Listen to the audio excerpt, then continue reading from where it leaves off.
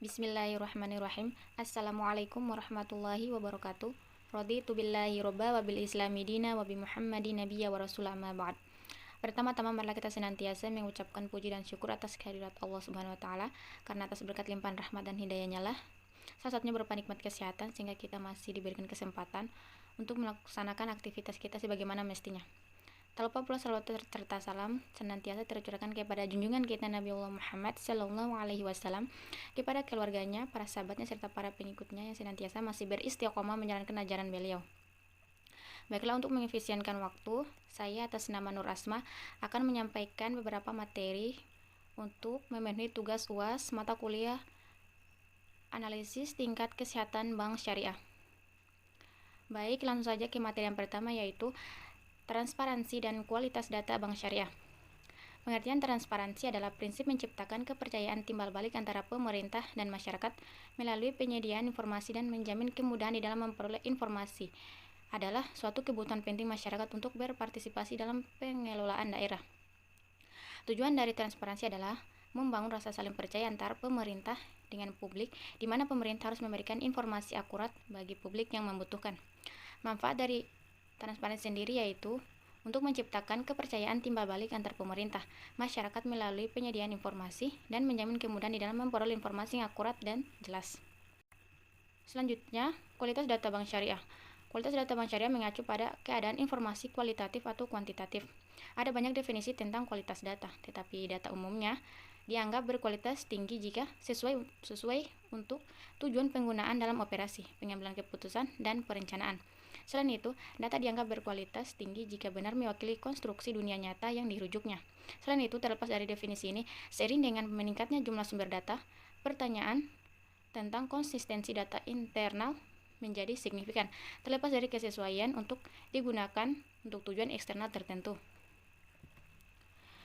Materi selanjutnya, tata cara penilaian tingkat kesehatan bank umum syariah dan unit usaha syariah secara individual maupun secara konsolidasi.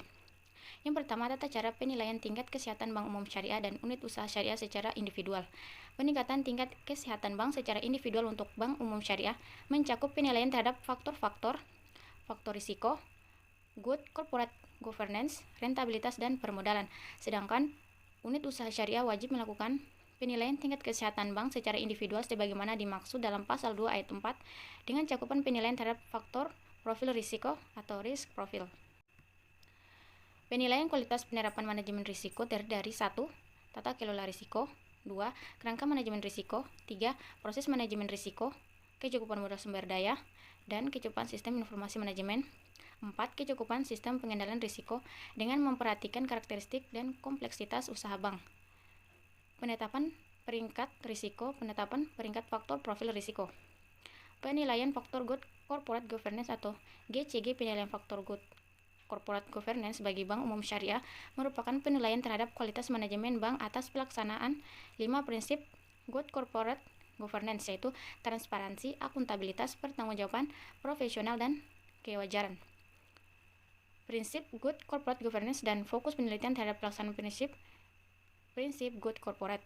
Selanjutnya, tata cara penilaian tingkat kesehatan bank umum syariah secara konsolidasi. Cara yang pertama, bank umum syariah yang melakukan pengendalian terhadap perusahaan anak wajib melakukan penilaian tingkat kesehatan bank secara konsolidasi. Penilaian tingkat kesehatan bank secara konsolidasi mencakup penilaian terhadap faktor-faktor. Yang pertama, faktor risiko, good corporate governance, rentabilitas, dan permodalan. Kedua, penetapan perusahaan anak yang wajib dikonsolidasikan mengacu pada ketentuan yang berlaku mengenai penerapan manajemen risiko secara konsolidasi bagi bank yang melakukan pengendalian terhadap perusahaan anak. Yang ketiga, penilaian tingkat kesehatan secara konsolidasi untuk bank umum syariah yang mengendalikan perusahaan anak berupa perusahaan asuransi dilakukan dengan memperhitungkan faktor-faktor kualitatif dan kuantitatif yang relevan. Yang terakhir, 4. Penetapan peringkat faktor rentabilitas secara konsolidasi dilakukan berdasarkan analisis secara komprehensif dan terstruktur terhadap parameter atau indikator rentabilitas tertentu yang dihasilkan dari laporan keuangan bank umum syariah secara konsolidasi. Sedangkan secara konsolidasi, untuk unit usaha syariah hanya wajib menyampaikan laporan profil risiko sebagai laporan hasil penilaian tingkat kesehatan bank. Bagi bank umum syariah dan unit usaha syariah, diatur bahwa unit usaha syariah wajib melakukan self-assessment pelaksanaan GCG paling kurang 1 kali dalam setahun. Selanjutnya, dalam SEBI nomor 12/13/DPBS Perihal pelaksanaan GCG bagi bank umum syariah dan unit usaha syariah, diatur bahwa unit usaha syariah harus menyampaikan hasil self-assessment pelaksanaan GCG paling lambat 3 bulan setelah tahun buku berakhir. Materi yang terakhir yaitu hubungan analisis risiko dengan pengawasan bank syariah. Analisis risiko dan pengawasan bank syariah adalah dua hal yang terhubung, yaitu mengukur dan memberlakukannya peraturan yang mana tujuannya adalah meminimalisir tingkat risiko yang memungkinkan akan terjadi terhadap suatu bank. Dan diberlakukannya peraturan yang membatasi tingkat risiko bahwa bank diperbolehkan untuk mengambil langkah lainnya yang diperlukan termasuk pembentukan kerangka kerja untuk pelaporan kehati-hatian. Mungkin sampai di sini saja materi yang bisa saya sampaikan. Kurang lebihnya mohon dimaafkan. Billahi fisabil haq fastabiqul khairat. Assalamualaikum warahmatullahi wabarakatuh.